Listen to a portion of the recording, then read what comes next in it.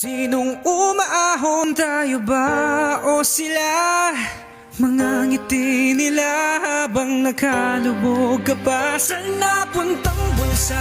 Pinaghirapan kong mga barya, minumulto na ng mga pangako nyo. Hoy, makinig kayo. Grabe at naaatim nyo na gawin, kahit maraming buhay ang maaaring samain. Sino ba ang salarin at dapat na idiin? Yung binabatikos o mismo bumabatikos din.